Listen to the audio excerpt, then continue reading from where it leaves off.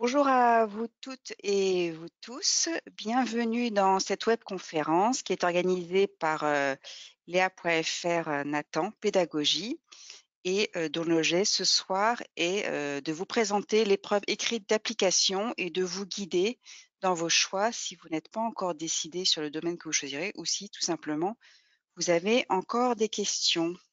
Nous avons ce soir 3 intervenants que je vais vous présenter. Alors, je vais faire de haut en bas. Je vais commencer par Hervé Thibon. Bonsoir. Bonsoir.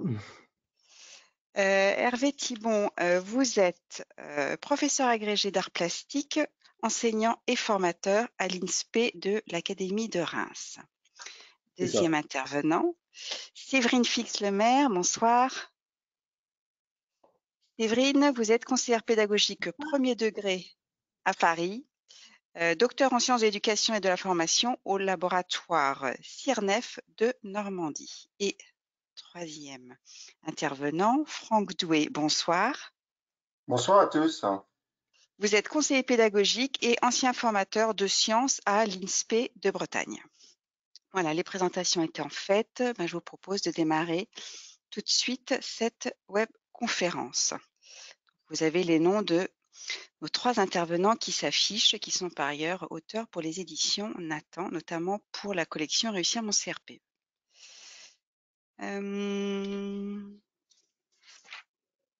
vous présente ici le sommaire. Nous allons aborder un premier point brièvement qui est un rappel des attendus du concours. Puis nous allons nous intéresser à chacun des domaines et donc nos 3 intervenants vont présenter chacun leur domaine, les informations dont vous devez disposer pour pouvoir préparer au mieux ce concours. Enfin, nous vous donnerons des recommandations, comment choisir et nous répondrons, ce sera le dernier temps, à vos questions.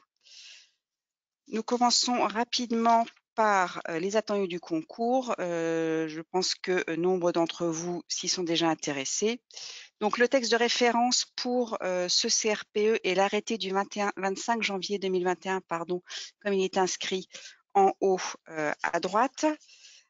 Première information, vous avez 3 épreuves écrites d'admissibilité. Vous avez une épreuve écrite de français, une de mathématiques et une épreuve écrite d'application, qui est le sujet qui nous intéresse ce soir. Ces épreuves durent chacune 3 heures. Elles sont coefficient 1, elles sont notées sur 20 et si vous avez moins de 5, la note est éliminatoire, donc ce n'est pas anodin. Votre cadre de référence pour ces épreuves est le programme de l'école primaire. Primaire veut dire maternelle plus élémentaire et le niveau de connaissance attendu, ce qui n'est pas la même chose et nos auteurs reviendront dessus. Et un enseignement maîtrisé des programmes du cycle 1, donc de la maternelle, le cycle 4, c'est-à-dire la fin de la 3e. Si on doit résumer ce qui est attendu de vous pour cette épreuve écrite d'application, on va donc apprécier chez vous une démarche d'apprentissage qui sera progressive et cohérente. Les termes sont en rouge car c'est important et vous vous baserez pour ce faire sur un dossier documentaire. On reviendra dessus ultérieurement aussi. Vous devez être en capacité de montrer une maîtrise disciplinaire et appliquer cette maîtrise à la construction et l'analyse des démarches d'apprentissage, donc des connaissances scientifiques qui sont mises en application dans un contexte scolaire. Un point important que nous vous rappelons dans ce petit encadré jaune, c'est la maîtrise écrite et orale de la langue française, car vous serez aussi, d'une certaine manière, noté et jugé dessus. Les fautes d'orthographe, ça pardonne pas, pas beaucoup, y compris quand on parle de sciences, d'art ou d'histoire-géographie et d'EMC, d'enseignement moral et civique. Ce qui nous amène au dernier point de cette présentation des attendus du concours. Pour cette épreuve écrite d'application, vous devrez donc choisir entre 3, on va appeler ça des domaines. Le premier domaine, c'est histoire, géographie, enseignement moral et civique. Le deuxième domaine, c'est art, qui comprend éducation musicale, art plastique et histoire des arts. Et le troisième domaine, c'est sciences et technologies. Et j'ai assez parlé. Je vais maintenant laisser la parole à nos intervenants et en premier lieu, Séverine Fix-Lemaire qui va donc nous présenter le domaine Histoire-Géographie EMC, enseignement moral et civique. Et Séverine, vous me direz à chaque fois que je peux passer à la slide suivante. C'est parti. Bonsoir à toutes et à tous. Alors, donc moi, je vais vous présenter cette option, Histoire, Géographie, Enseignement moral et civique, en quelques minutes, puisque nous avons chacun quelques minutes pour nos options. Alors, le jour de l'épreuve, on vous proposera un sujet avec 2 composantes parmi les 3 enseignements. Donc, soit vous aurez Histoire et Géographie à traiter, soit vous aurez Histoire et EMC, soit vous aurez Géographie et EMC à traiter. La répartition des points sur ces 2 composantes, elle se fait de 2 façons et on ne peut pas savoir à l'avance de quelle façon elle sera proposée le jour de l'épreuve. En tout cas, il y a une possibilité qui est que vous ayez une des 2 composantes proposée en majeur, c'est-à-dire environ 12 points. Ce n'est pas une science exacte, mais environ 12 points. Et l'autre composante sera alors en mineur, c'est-à-dire environ 8 points. Et puis, il y a une autre possibilité qui est que vous ayez des questions à 50-50, c'est-à-dire que vous ayez 10 points pour une composante et 10 points pour l'autre. Donc ça, c'est 2 possibilités qui sont qu'on a vues en tout cas sur les sujets qui sont tombés jusqu'à maintenant et les sujets 0. En ce qui concerne la typologie des questions pour chaque composante, alors c'est gros comme une baleine qui aura pour chaque composante une question didactique visant la vérification des connaissances disciplinaires et des enjeux de la discipline et du programme. Et une question pédagogique, là, autour de la construction, alors plutôt la construction, mais ça pourrait être l'analyse d'une séance ou d'une séquence d'enseignement ou d'un document pédagogique. Et donc là, je vous ai mis sur la diapo 2 exemples, un exemple de question didactique, un exemple de question pédagogique. Donc, vous aurez pour chaque composante une question didactique, une question pédagogique, et donc en tout, vous aurez très probablement 4 questions. On peut passer à la slide d'après. Pour répondre aux questions, on vous demandera de le faire à partir d'un dossier documentaire qui est composé environ d'une dizaine de documents en lien les uns avec les autres ou pas. Il n'y a pas de règle pour l'instant sur la cohérence du dossier documentaire. Vous aurez nécessairement dans ce dossier documentaire des extraits des programmes sur les thématiques qui sont traitées dans les questions et dans le dossier documentaire. Donc, il y aura au moins un extrait du programme, soit d'histoire, soit de géographie, soit de MC, et un deuxième sur la deuxième composante. Vous pouvez aussi ensuite avoir des articles scientifiques. Vous pouvez avoir des articles de vulgarisation scientifique aussi, des documents pour les élèves. Vous pouvez également avoir en géographie une carte à destination de l'enseignant ou à destination d'élèves et des extraits de sites institutionnels. Donc, les documents sont très variés dans ce dossier documentaire et en général, il est assez dense. On aura l'occasion d'y revenir lors de la webconférence consacrée à l'histoire, la géographie et l'EMC. Donc, on peut passer à la diapo suivante pour vous montrer, alors rapidement, puisque vous aurez accès à ce diaporama, les grands traits du programme. Donc, en histoire, en cycle 3, il y a 6 thèmes qui sont étudiés, donc 3 pour la classe de CM1 et 3 pour la classe de CM2. Je vous engage vraiment à vous reporter au fichier du SCOL qui traite des 6 thèmes et donc qui vous propose déjà une synthèse de ce que vous devez savoir sur les thèmes en question. Donc, c'est à minima une bonne base pour commencer et puis ça peut être aussi un résumé, enfin en tout cas une synthèse qui suffise presque pour passer le concours, en tout cas cette épreuve. En géographie, de la même manière, c'est la diapo suivante s'il te plaît. Merci. En géographie, au cycle 3, il y a aussi 6 thèmes, donc 3 thèmes en CM1, 3 thèmes en CM2. Et de la même manière, il y a des fiches et du SCOL vraiment qui sont faites de telle sorte que si vous vous y reportez, il n'y a pas de raison que ça ne fonctionne pas pour cette épreuve. On va regarder la diapo suivante, puisque la diapo suivante concerne le cycle 2, et donc ce domaine s'appelle Questionner le monde, et plus exactement, pour ce qui concerne l'histoire et la géographie, questionner l'espace et le temps. Là, vous avez le programme, questionner le monde, et puis à côté, encore une fois, référence aux fiches EduScol qui sont des incontournables. Et puis enfin, pour finir avec la présentation du programme, il y a ce qui concerne l'enseignement moral et civique, merci, pour le cycle 2 et le cycle 3. Donc avec ces 3 finalités. Et puis, je vous ai mis un exemple du programme, mais sachez que vous n'avez pas à l'apprendre par cœur puisque, de toute façon, dans le dossier documentaire, vous aurez l'extrait du programme qui correspondra à la thématique qui sera traitée. Il n'y a pas de fiche EduScol qui traite de thématiques d'enseignement moral et civique. En revanche, il y a des fiches EduScol sur les dispositifs qui sont privilégiés en EMC. Par exemple, le débat à visée philosophique, par exemple, le dilemme moral, la clarification des valeurs et d'autres fiches que vous pouvez trouver sur EduScol et qui sont nécessaires à lire, à connaître pour travailler et en tout cas préparer cette épreuve. En maternelle, il n'y a pas d'enseignement moral et civique. Et tout à l'heure, sur l'histoire et la géographie, je n'ai pas parlé de maternelle non plus, parce qu'il est en réalité assez peu probable que vous ayez des questions en maternelle. En histoire-géographie, c'est le domaine explorer le monde qui est traité en maternelle avec le temps et l'espace.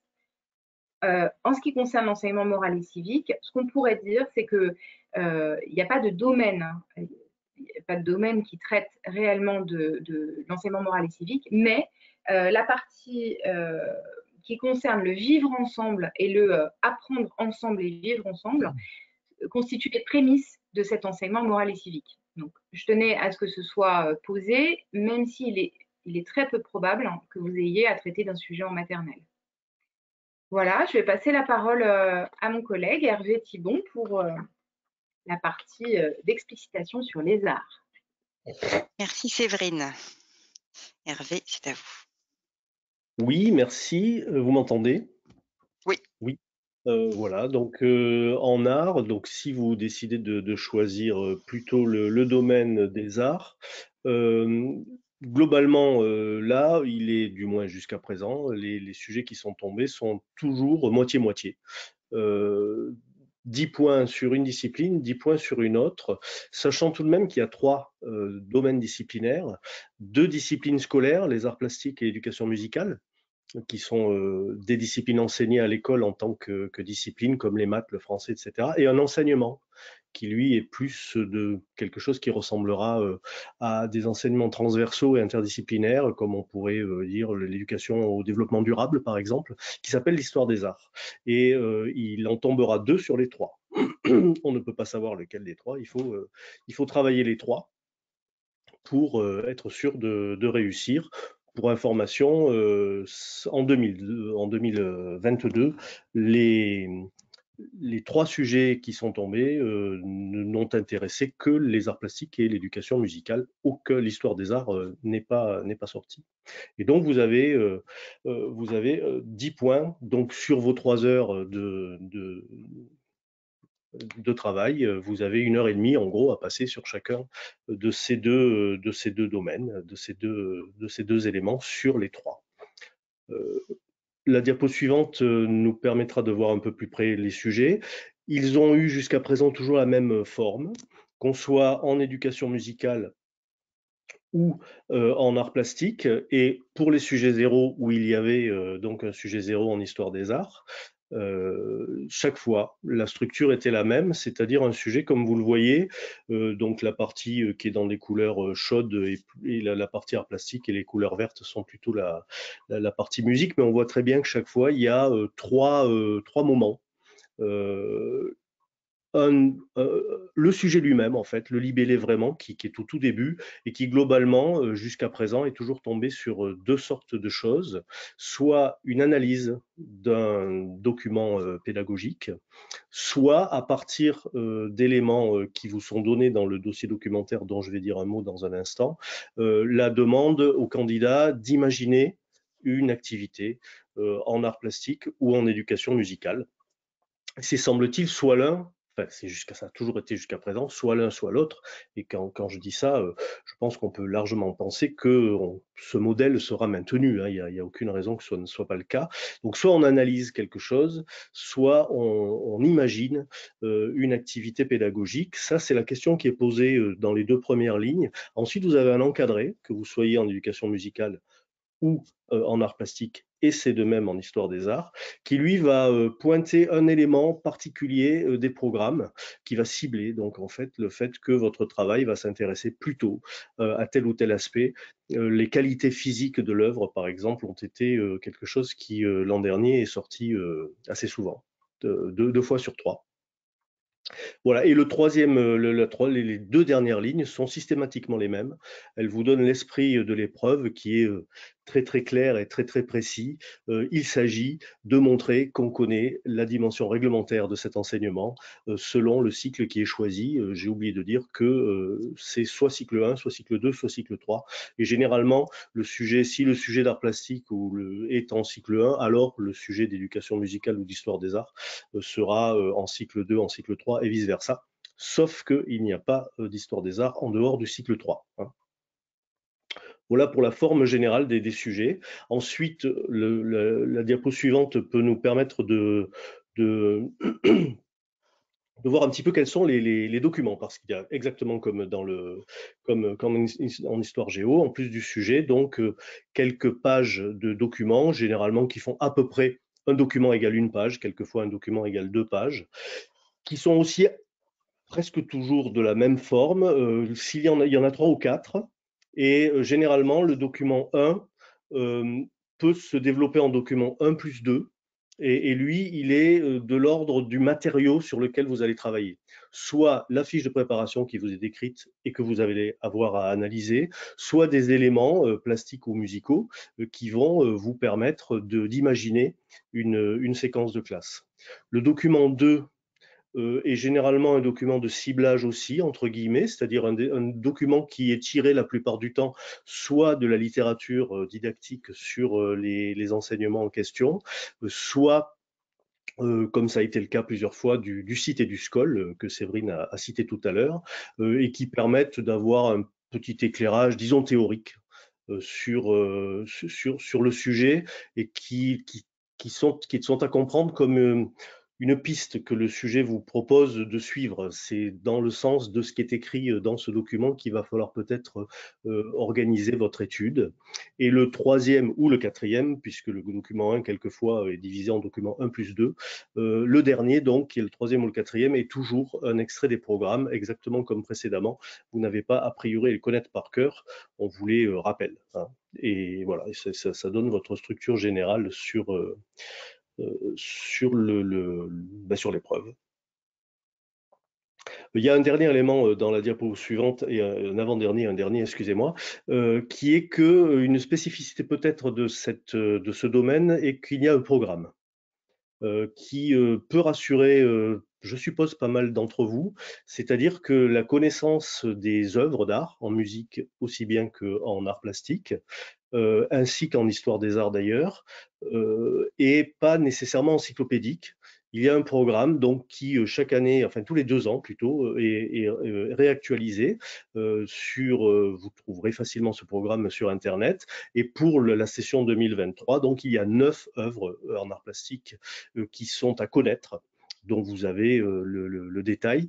On a décidé de ne pas les mettre là, vous les trouverez facilement. Vous avez 9 œuvres en éducation musicale et 5 œuvres en histoire des arts, dont certaines sont des architectures. Il y a une architecture, un jardin, et aussi un élément des œuvres musicales qui vous permettent. Donc il faut que vous connaissiez au moins 18 plus 5, ça fait combien? 23, ça, œuvres qui sont votre base, le programme. Ça ne veut pas dire qu'il ne faut connaître que celle-là, mais ça veut dire qu'il vous sera exigé que vous connaissiez au moins celle-là. Et comme vous le voyez, je vous ai fait 2 copier-coller de 2 sujets qui sont tombés donc en 2022. Vous avez parmi les 3 images qui sont là, les 2 premières sont des œuvres du programme. La troisième, par contre, je parle de la page de gauche évidemment, la troisième, par contre, est une œuvre nouvelle qui n'était pas dans le programme. qui vous est décrite aussi. Et c'est pareil en éducation musicale, où vous avez donc ici les paroles d'une chanson. Les œuvres du programme sont pour la musique à écouter. Vous les trouverez facilement pour pouvoir les écouter, mais vous ne pourrez pas les écouter pendant l'épreuve. Puisque tout ce qui est de cet ordre-là est interdit, donc ça veut dire qu'il va falloir les avoir vus avant. Vous ne pouvez pas, vous pouvez pas les découvrir dans l'épreuve, comme c'est éventuellement le cas pour les arts plastiques. Et voilà. Et il y a donc une dernière diapo, si je me souviens bien, qui pointe l'idée que ce fameux quatrième document qui vous décrit les programmes, généralement vous en donne les éléments essentiels. Et il se trouve que la caractéristique des programmes des enseignements artistiques s'organise selon ce qu'on appelle une structure spiralaire, c'est-à-dire que comme vous le voyez, que vous soyez en art plastique, même si vous ne lisez pas le détail, c'est pas très grave, vous voyez qu'en art plastique, il y a 4 grandes entrées. En musique, il y a 4 grandes entrées aussi. En histoire des arts, il y a 4 grandes entrées. Et chaque fois qu'on fait une activité dans ces disciplines-là, on ne va pas choisir comme on pourrait l'imaginer. Peut-être que la première ligne du tableau, c'est ce qu'on va faire en début d'année, puis la deuxième ligne un peu plus tard, etc. Non, on fait tout chaque fois. Chaque activité globale et complète qu'on peut donner en éducation artistique passe par les 4 grandes compétences qui, pour les arts plastiques, se résument finalement à 3 verbes. D'abord, on pratique, on expérimente puis on pratique vraiment, c'est les 2 premières lignes. Ensuite, on parle de ce qu'on a fait, on essaye on peut résumer au mot évaluer en fait, et ensuite on réfère à des œuvres d'art. Si vous regardez le programme de musique, vous allez retrouver à peu près la même structure, pratiquer, parler de ce qu'on a fait, référer aux œuvres d'art, et de la même façon en histoire de l'art, on sera là-dessus aussi, avec un petit peu moins de pratique, mais la relation avec la pratique en histoire des arts est importante. Voilà pour ce que j'avais à vous dire comme tentative de synthèse de tout cela. Merci Hervé. On peut donc passer la parole à Franck pour le 3e domaine qui est sciences et technologies. Donc, bonsoir à tous et aux nouveaux là, qui viennent d'arriver. Donc en sciences et technologies, donc l'épreuve est un peu particulière au niveau des questions, puisque l'année dernière, sur les 4 sujets, on avait 22, 23 ou 24, voire 25 questions. Donc on a beaucoup de questions. Chaque question vaut un demi-point, 1 point, 2 points maximum. Donc ça veut dire que si on se rate sur une question, eh bien on peut se rattraper sur les autres questions, puisqu'il n'y a pas, elles sont indépendantes les unes des autres. Donc ça, c'est la première particularité. Les questions de sciences sont de 2 sortes. Vous avez des questions notionnelles, donc en lien avec le programme de cycle 4. Donc finalement, vous devez avoir, on va dire, un bon niveau 3e, un niveau brevet des collèges. Et puis vous avez des questions didactiques, donc pédagogiques et didactiques. Alors ces questions didactiques, elles sont repérées par un astérix. Donc là, vous allez avec ce code, vous pouvez savoir si c'est une question notionnelle ou si c'est une question de didactique. Les questions de didactique sont souvent en lien avec la démarche d'investigation scientifique que vous devez également maîtriser. Sur cette diapositive, donc c'est un exemple de sommaire d'un sujet de l'année dernière. Donc vous voyez que vous avez un thème. Alors le thème est souvent en lien avec le DD, puisque l'année dernière, il y avait 2 sujets concernant la pollution plastique des océans. Il y avait un 3e sujet un 3e thème qui concernait l'environnement et le dernier sur l'exploration spatiale. Donc c'est quand même intéressant pour vous d'avoir quelques connaissances en éducation au développement durable. Je vous invite à lire un ouvrage Nathan qui s'appelle 333 idées pour éduquer au développement durable. Ça vous donnera des idées de ce qu'on peut faire aussi en EDD. Ensuite, sur ce sommaire, vous voyez qu'il y a 3 parties. Et sur tous les sujets, on a 3 parties. Et ça correspond aux 3 grands thèmes, physique-chimie, SVT, technologie. Donc c'est ce que l'on retrouve vraiment à chaque fois. On peut passer sur la diapositive suivante.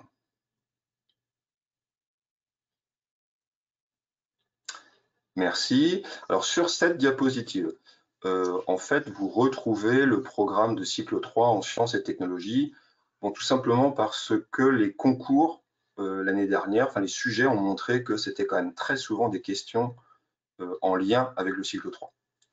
Vous devez maîtriser les connaissances de niveau cycle 4, en physique-chimie, en sciences du vivant, en technologie et sciences de la Terre. Donc ça, ce sont les connaissances théoriques en lien avec ce programme de cycle 3. Alors, on va pas là, je ne vais pas refaire tout le programme, ce serait, on n'a pas le temps, mais je veux quand même donner quelques pistes pour vous donner envie de, de choisir cette épreuve de sciences. Donc la première grande thématique, il y a quatre grandes thématiques. La première grande thématique, c'est matière, mouvement, énergie et information. Et vous voyez, il y a les 15 attendus de fin de cycle. Le premier, en fait, ce sont les états de la matière. On connaît les états de la matière. Donc, c'est l'eau. Et puis, aussi sur prise de conscience de l'existence de l'air. Ensuite, vous avez les différents types de mouvements. Alors, ce sont les mouvements rectilignes, mouvements circulaires, les mouvements avec les vitesses aussi. Et puis, en lien avec le dernier thème sur la Terre, les mouvements des planètes. Vous avez alors, pour les mouvements, c'est aussi tout ce qui concerne les objets techniques. Par exemple, connaître le fonctionnement d'un vélo avec la chaîne, avec la transmission d'un mouvement circulaire, fonctionnement d'un vélo. Concernant l'énergie, identifier les différentes ressources et puis connaître quelques conversions. Alors, exemple de conversion d'énergie, c'est l'éolienne qui va transformer le vent, énergie mécanique, en énergie électrique. Vous voyez, c'est pas. En fait, les connaissances qui sont attendues sont assez faciles. Il y en a quand même beaucoup, mais elles sont assez faciles à comprendre. Sur le signal, identifier un signal et une information. Alors, dans les concours, vous avez des questions en lien avec les robots, Bluebot ou avec les Bebot. Et puis, vous devez aussi un peu connaître le fonctionnement de Scratch.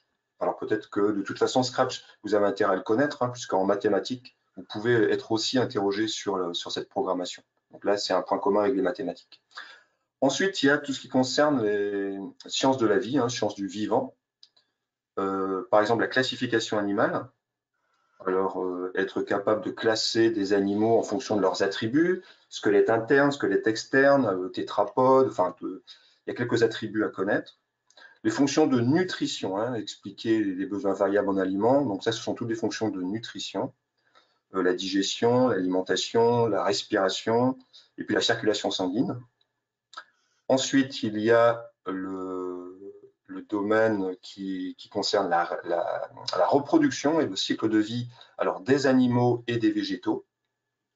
Donc la même chose, il y a beaucoup de questions sur les végétaux, sur la reproduction des végétaux, avec par exemple il y avait un sujet sur avec le rôle de la pollinisation dans la reproduction des plantes.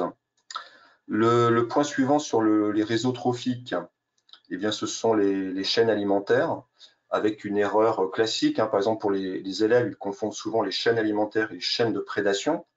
Donc, si on prend un animal comme la baleine, eh bien, on va s'apercevoir que les enfants vont le mettre au début d'une chaîne, comme une chaîne de prédation, alors qu'on le met plutôt en fin de chaîne si on s'intéresse au cycle de chaîne alimentaire. La troisième thématique concerne les matériaux et les objets techniques. Eh bien, c'est tout ce qui est en lien avec la technologie, donc connaître les différents matériaux et puis le fonctionnement, notamment par exemple des objets électriques. Et le dernier, alors c'est le sciences de la Terre avec deux axes. Il y a le premier, c'est tout ce qui concerne le système solaire, la rotation de la Terre, pour expliquer par exemple le jour et la nuit, ou bien pour expliquer les saisons à partir de l'inclinaison de la Terre, et puis les enjeux liés à l'environnement. Donc voilà un peu rapidement brosser les différents attendus de fin de cycle que vous devez maîtriser sur le plan notionnel.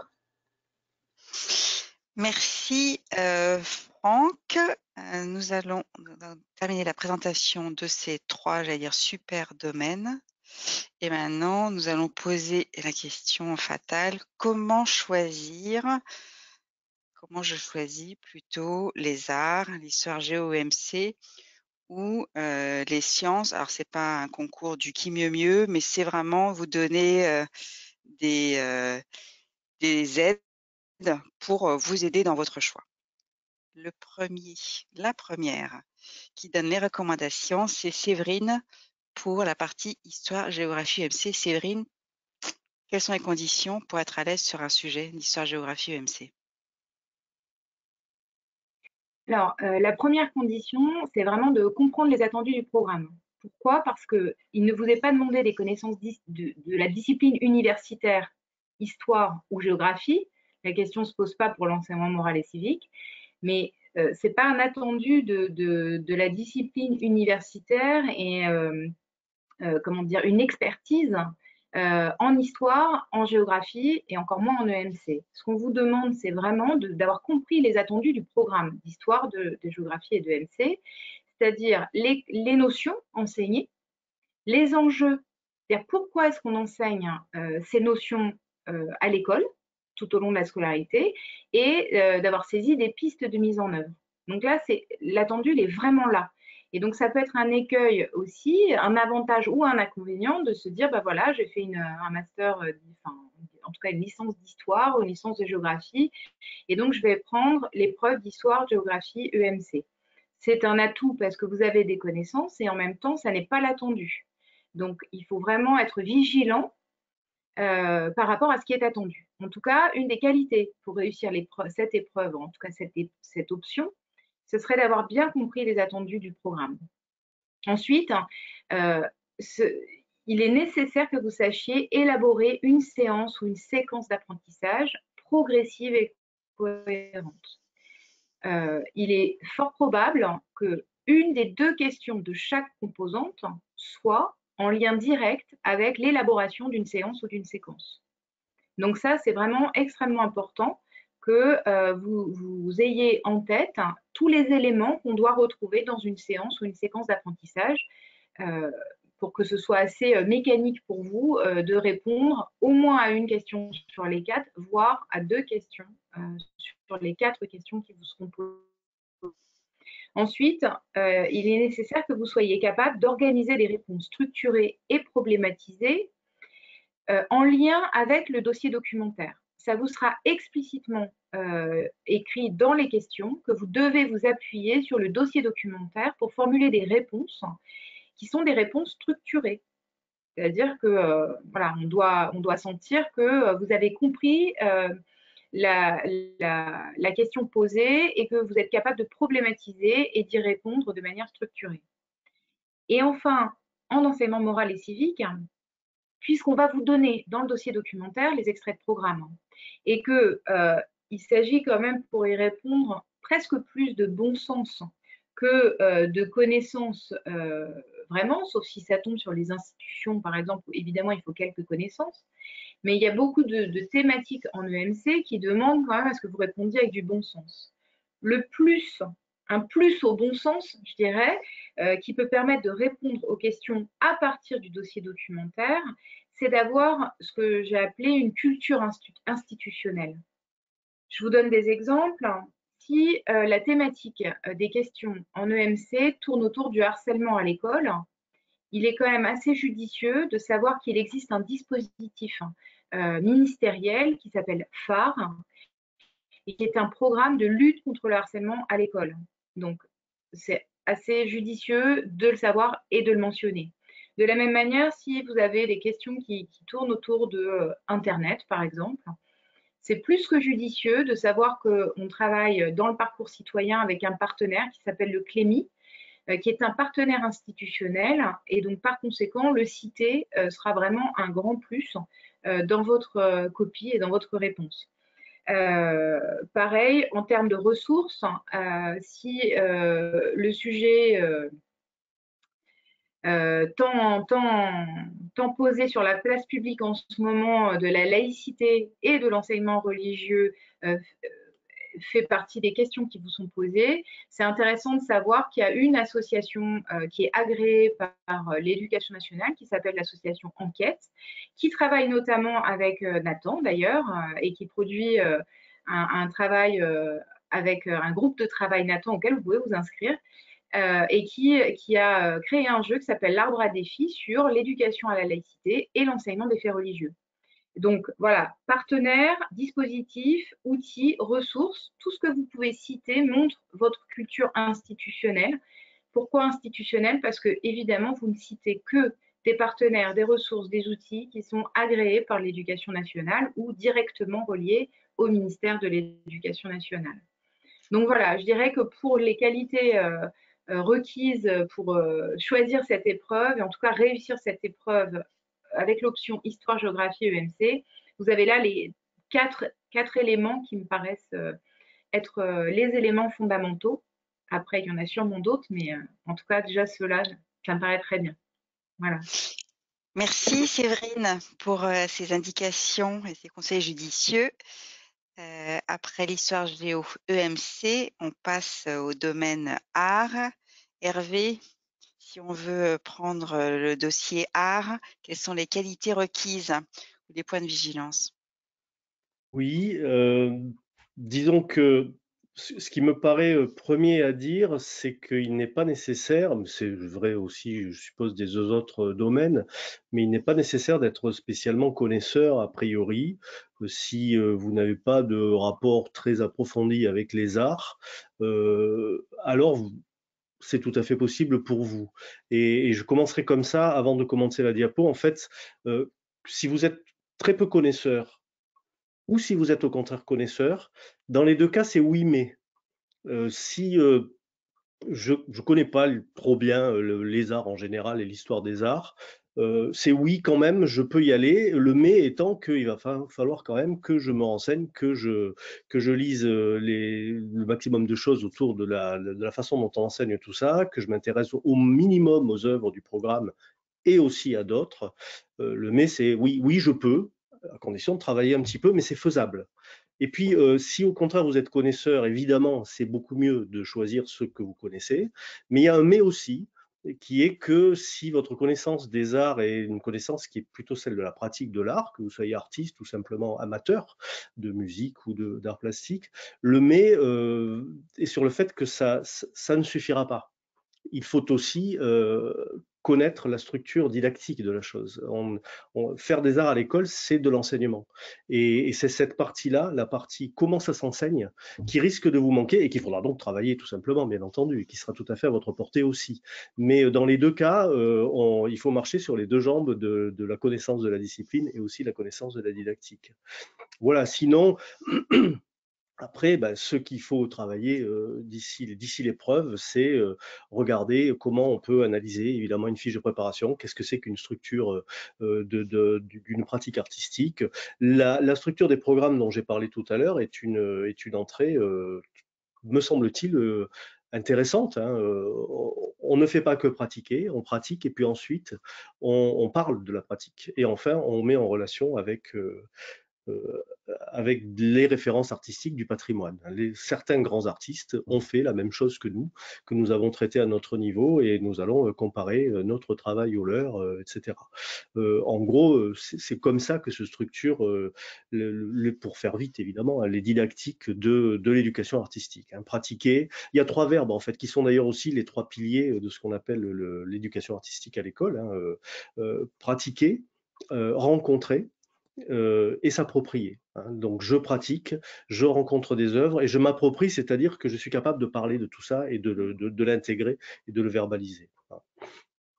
Voilà, l'autre entrée, c'est bien entendu d'avoir une culture artistique. Plus elle sera large, mieux ça vaudra. Si votre culture artistique s'élargit au-delà d'ailleurs des domaines de l'éducation musicale et des arts plastiques, si vous avez une culture littéraire, si vous avez une culture cinématographique, si vous connaissez bien le théâtre, évidemment, ou le cirque, la danse, ça sera évidemment complètement bienvenu. Et peut-être que le troisième point, c'est le dernier, donc celui d'être vraiment conscient. Là aussi, c'est peut-être un point qui va être aussi crucial si vous êtes déjà connaisseur de ce domaine-là ou si au contraire vous le découvrez, de vraiment recentrer les choses sur le fait que le but, c'est d'amener les élèves à être sensibles à ce qu'ils vont faire et ce terme de sensibilité est absolument fondamental. Et il faut vraiment s'acculturer à ça. Ce qui compte quand on fait des arts à l'école, c'est d'amener les élèves à exprimer leur sensibilité. C'est pas nécessairement, par exemple, d'appliquer une méthode ou de suivre les préceptes d'une consigne. Par exemple, un élément très classique dans cette discipline, c'est que si un élève, on a proposé de faire quelque chose et puis un élève ne suit pas la consigne, alors il y a deux solutions. S'il ne suit pas la consigne et parce qu'il a envie de faire autre chose, là on est dans un cadre tout à fait différent. On peut aller jusqu'à la sanction, mais il se peut qu'en mettant toute sa sensibilité dans le travail de la consigne, il se mette à faire tout à fait autre chose que c'était prévu. Et s'il le fait avec sérieux, alors on s'y intéressera quand même. S'il fallait dessiner un chat, et puis que moi je me suis lancé, je suis en CP, et puis mon chat est un peu trop gros, il ressemble à une baleine par exemple. Eh ben, c'est intéressant de regarder qu'est-ce que c'est que cette baleine finalement qu'on a fait alors qu'on voulait faire un chat. Ça, c'est vraiment la culture dans laquelle il faut se placer, qu'on soit dans le cadre musical aussi bien que dans le cadre plastique. Et regarder les œuvres en histoire de l'art, ça sera aussi, en histoire des arts, ça sera aussi dans cet esprit-là, de ne pas hésiter à prendre en compte les dérapages, à condition bien entendu que ce soit des dérapages qui soient faits dans le cadre d'une réflexion véritable, bien sûr, et pas du tout des dérapages parce que l'élève se met à faire autre chose que ce qui est prévu, simplement parce qu'il préfère aller jouer au football plutôt que de faire des arts, bien sûr. Mais sinon, voilà, ça c'est un état d'esprit. Et d'ailleurs, la dernière phrase est dans ce même état d'esprit. Là aussi, si vous n'êtes pas connaisseur, aussi bien que si vous êtes connaisseur, vous pouvez avoir dans l'idée que le but est de pratiquer pour obtenir une œuvre, que d'ailleurs avec les élèves on n'appellera jamais trop une œuvre, on dira plutôt une production tout simplement, on gardera le mot œuvre pour les artistes du patrimoine, et de la considérer comme un produit. Alors qu'en fait, l'état d'esprit, c'est bien sûr qu'on arrivera toujours à un produit qui va être soit un chant par exemple, ou une production sonore et musicale, ou bien une production plastique. Mais si ce produit est incomplet, pas réussi, voire sans véritable intérêt, ce qui a le plus compté, c'est comment on est arrivé et donc le processus en fait. Alors que l'état d'esprit des arts, me semble-t-il, dans la société qui nous entoure, c'est plutôt de faire une œuvre et puis on constate qu'il y a une œuvre et on la contemple. Et on se pose pas tant de questions a priori de comment ça a été fait. À l'école, c'est l'inverse. L'œuvre, finalement, a beaucoup moins d'importance que comment on est arrivé jusque-là et comment on va pouvoir en parler. Voilà ce que je vous dirais comme grande piste. Merci beaucoup Hervé. Donc on a retenu qu'un chat peut devenir une baleine du moment qu'il y a une intention chez l'élève. La baleine dont on a aussi parlé en sciences. Ce qui me permet de passer la parole à Franck. Et donc Franck, quelles sont les qualités requises et les points de vigilance si on choisit de prendre le dossier sciences et technologies? Alors, pour répondre à cette question, on va partir des exemples de questions des sujets de concours de l'année dernière. Si on lit cette première consigne, à donner le nom de la transformation physico-chimique, bon, on s'aperçoit qu'en fait, vous devez avoir des connaissances notionnelles, ça c'est indispensable, mais inutile d'être un spécialiste, puisque, je répète, c'est un bon niveau 3e. L'épreuve du brevet des collèges, pour vous entraîner, vous pouvez le faire, et c'est un niveau qui est suffisant pour la partie notionnelle. Tout à l'heure, les collègues parlaient d'Eduscol, c'est vrai aussi pour les sciences. Et vous verrez que sur Eduscol, vous avez des fiches connaissances qui pourront vous aider. Cette partie notionnelle, en fait, vous avez plein de ressources qui existent. Donc ça, c'est assez facile d'avoir accès aux ressources. Par contre, là où c'est un petit peu plus délicat, c'est sur les connaissances didactiques. Donc, avec ma collègue Dominique Lagrola, quand on a écrit l'ouvrage Réussir le CRPE là, de chez Nathan, on a vraiment essayé de vous donner des réponses pour réussir sur ce point concernant la partie didactique. Donc, si on prend la deuxième consigne, la deuxième question, pardon, confronter, analyser les représentations afin d'identifier au moins 3 obstacles à la compréhension du phénomène de digestion chez l'homme. Bon, vous voyez bien que pour répondre à cette question, il faut être capable d'interpréter des schémas d'élèves. Donc là, il y a quelques connaissances didactiques qui sont nécessaires. Vous devez un peu connaître, même bien connaître la démarche d'investigation scientifique. Donc c'est vrai qu'en art et en histoire-géographie, on peut vous demander de construire une séquence, alors que là, en sciences, on ne va pas vous demander de construire une séquence, parce qu'il y a beaucoup de questions. Par contre, vous devez quand même comprendre ce qu'est une séquence de classe, qui s'appuie sur la démarche d'investigation, parce qu'on va vous demander de préciser une partie de cette séquence. Donc vous n'avez pas toute la séquence à construire, mais vous devez comprendre la séquence pour pouvoir détailler une partie. La troisième consigne, donc je vous laisse, troisième question, je vous laisse la lire. Hein. Donc vous voyez ici, on vous demande d'identifier des organes appartenant au tube digestif. Bon, donc il faut avoir du lexique. Vous devez absolument, c'est la troisième qualité. Hein. La première, c'était avoir des connaissances notionnelles. La deuxième, connaissances didactiques. Vous devez avoir du lexique scientifique pour être assez précis. Hein, les réponses aux questions, souvent, elles sont assez, elles sont pas très longues, hein, mais il faut être précis. Il faut utiliser le terme, le lexique qui est approprié.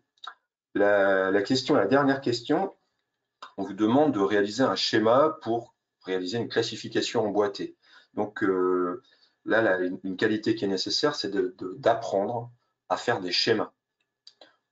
Assez souvent, les questions de science, on vous demande de faire des schémas. Donc, donner un titre à votre schéma, être capable de le légender, et puis d'être le plus synthétique et le plus clair possible.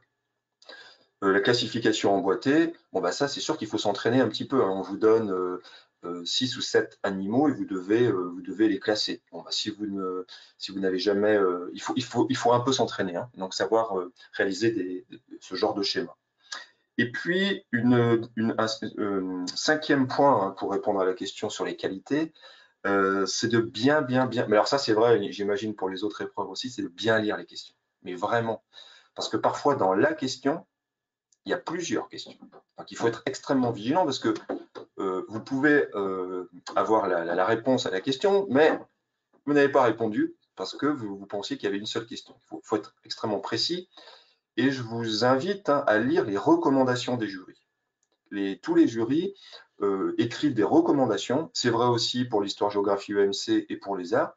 Et donc, lisez ces recommandations parce que c'est vraiment précieux pour vous. Vous allez voir quelles sont les erreurs des candidats des années passées.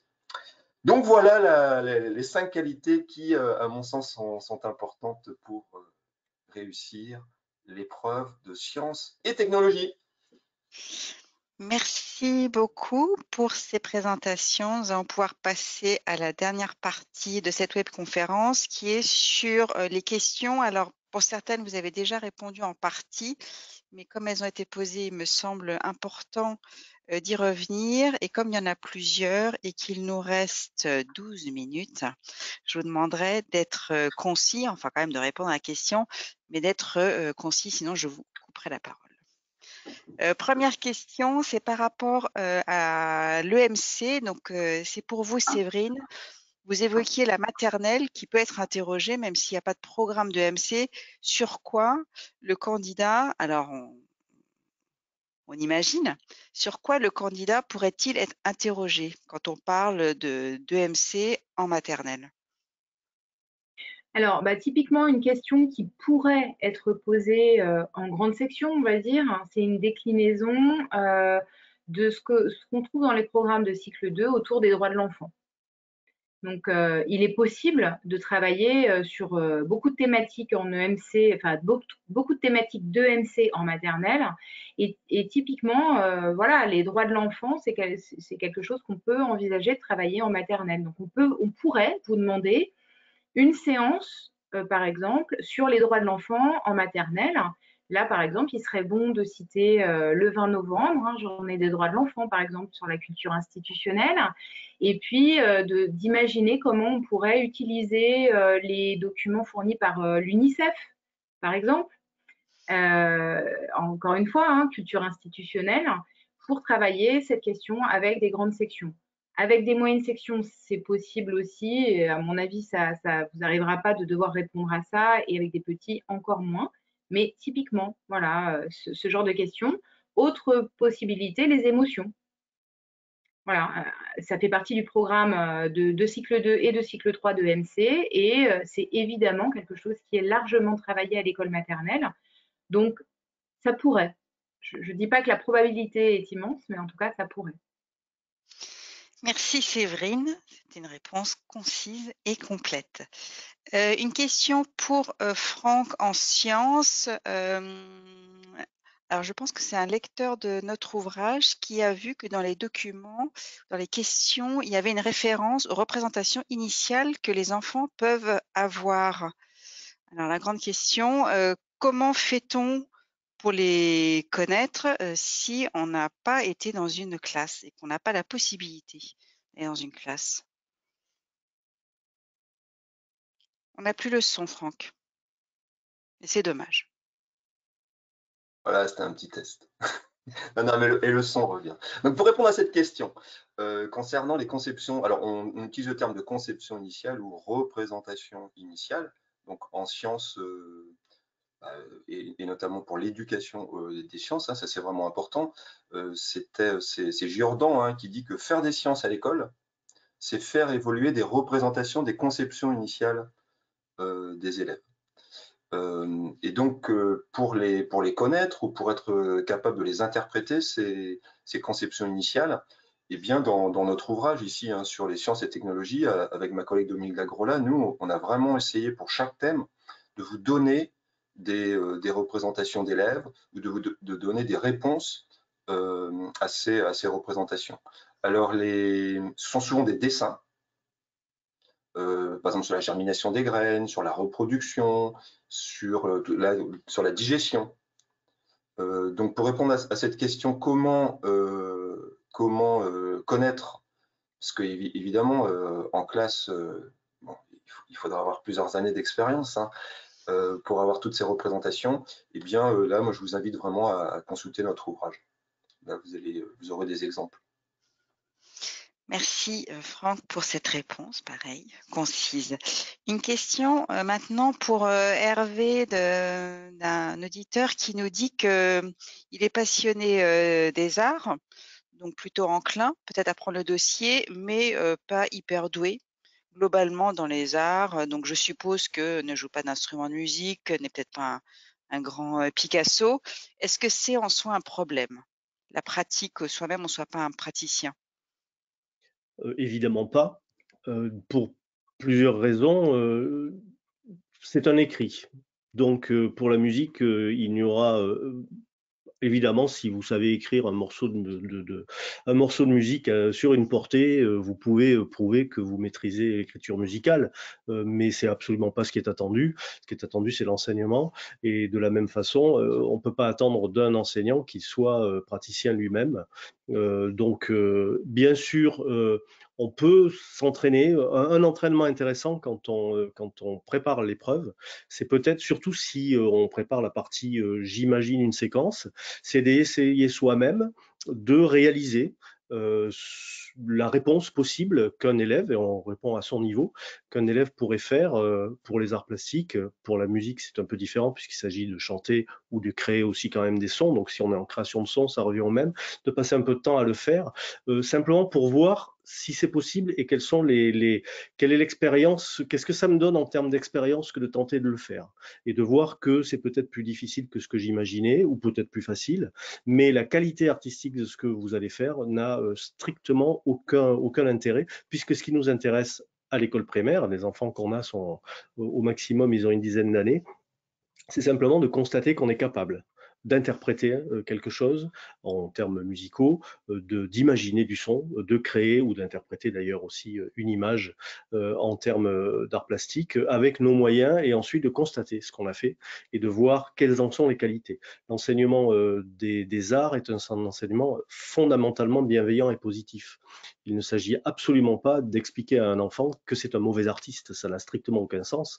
Tout ce qui va nous intéresser, c'est au contraire de chercher quelles sont les qualités de ce qui est dans son travail. Donc, vous pouvez utiliser votre propre pratique de cette façon-là.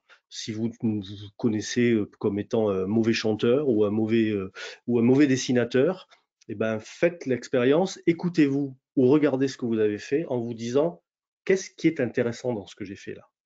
Et donc, comme je le disais tout à l'heure, si vous dessinez des chats comme des baleines, ça veut dire que vous savez dessiner les baleines. même si au départ vous vouliez dessiner des chats. Et c'est ça l'état d'esprit en fait. Et vraiment, c'est ça. Je ne sais pas si je réponds à la question, mais évidemment, si vous n'avez aucune pratique, vous êtes encore le bienvenu, hein, largement, bien sûr. Merci Hervé, oui, vous avez parfaitement répondu à la question. Une question qui vous concerne tous les trois. Vous évoquiez les programmes qui figurent, enfin il y a toujours un extrait du programme qui figure dans chacun des sujets. Personne demande si, entre guillemets, ça suffit. On n'est pas obligé du coup de connaître les programmes par cœur. Et j'ai envie de rajouter question, sur quoi faut-il se pencher dans ce cas-là? Sur les programmes. Est-ce qu'on peut se dire, j'ai pas tellement regardé les programmes et le jour de l'examen, de toute façon, j'ai mon programme dans les documents et ça ira bien? Alors, voilà. En fait, il ne faut pas apprendre les programmes. Ça n'a pas de sens d'apprendre les programmes. Par contre, il faut les comprendre. Ça, c'est essentiel. Ça, c'est vraiment essentiel, hein. Ce qu'on a fait tout à l'heure en sciences, là où j'ai commencé à décrire un petit peu les attendus de fin de cycle, bon, bah, voilà, c'est ça qu'on attend de vous, hein, d'être capable de bien les comprendre, chaque attendu de fin de cycle, et pour chaque attendu de fin de cycle, être capable de proposer quelques activités de classe. Donc, pour moi, c'est ça le plus important, comprendre et être capable de donner quelques exemples d'activités de classe pour chaque attendu de fin de cycle.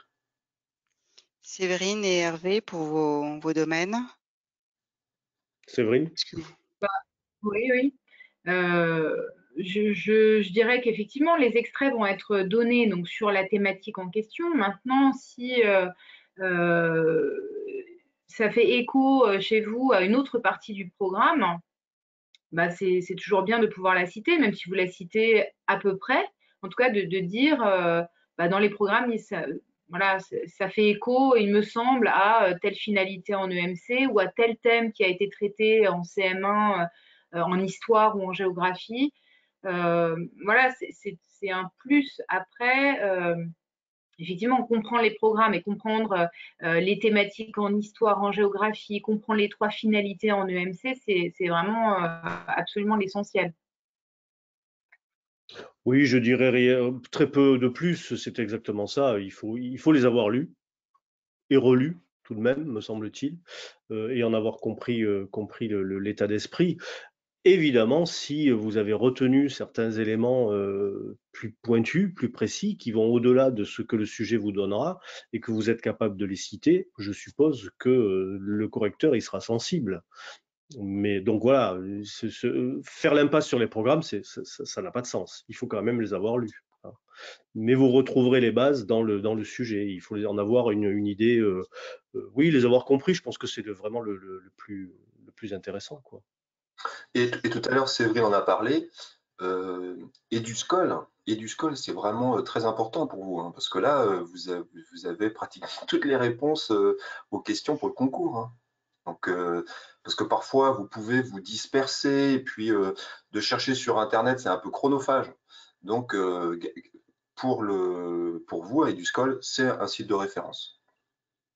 Justement, par rapport à EduScol et la recherche d'informations, il y a la problématique d'apprendre à rédiger une séance ou une séquence. Et là, de même, hein, si on n'a pas l'opportunité d'aller dans une classe, de rencontrer des enseignants, comment fait-on quand on est candidat libre, par exemple, pour s'entraîner, apprendre à rédiger des séances ou des séquences?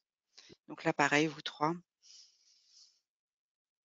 Bah, Moi, moi, je dirais que, pardon, excuse-moi. Je dirais que j'imagine bien que dans les 3 ouvrages, vous allez trouver la réponse à cette question.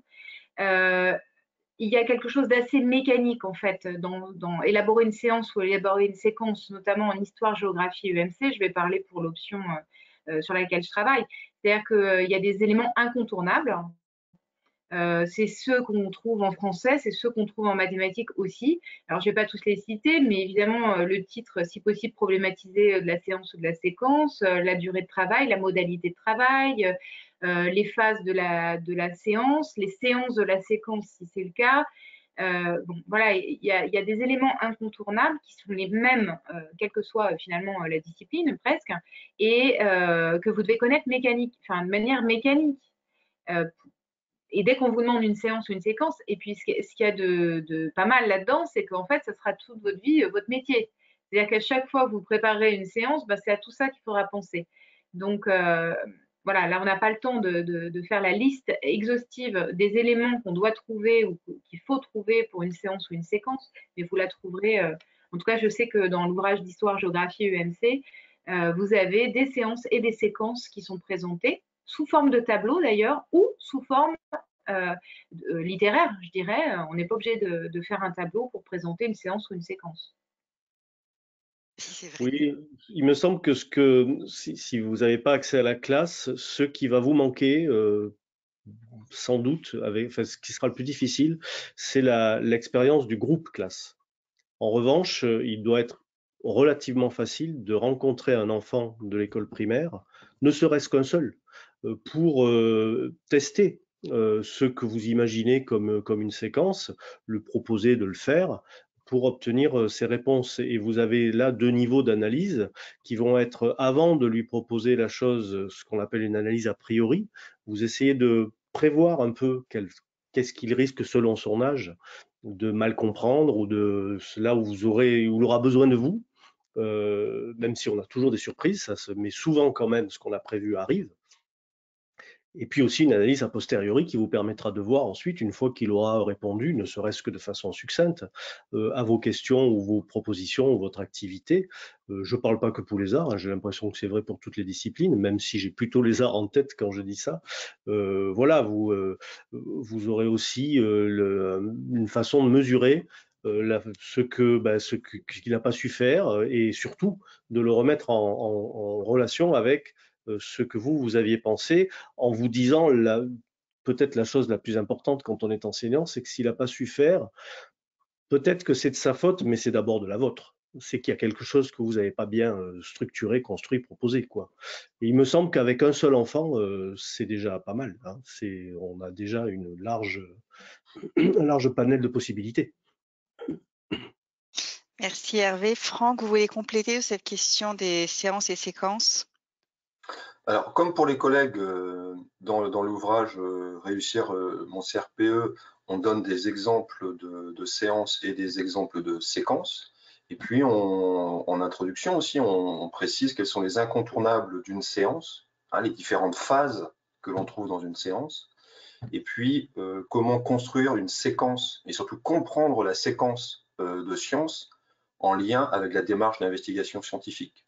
Donc, il y a l'ouvrage de Nathan, et sinon, il y a aussi le site de La main à la pâte, qui vous donne des exemples de séances et de séquences de sciences. Merci Franck. Eh bien, la webconférence se termine. L'heure complète est passée. Je vous remercie tous les trois, Séverine, Hervé et Franck, de votre présence ce soir. Un dernier message pour tous ceux qui ont écouté, participé. Sachez que on va faire une pause sur la webconférence jusqu'aux vacances de Noël et qu'on va reprendre les webconférences à compter de janvier et février, où il y aura pour chaque épreuve écrite d'application une webconférence dédiée où vous pourrez en amont préparer un cas pratique qui sera corrigé de façon intelligente et commenté le jour de la webconférence, et toutes les dates sont déjà en ligne sur le site lea.fr. C'est un site qui a un espace dédié pour les étudiants qui est accessible gratuitement et sur simple inscription, où vous retrouvez aussi d'autres ressources pour chacune des disciplines pour continuer de vous former.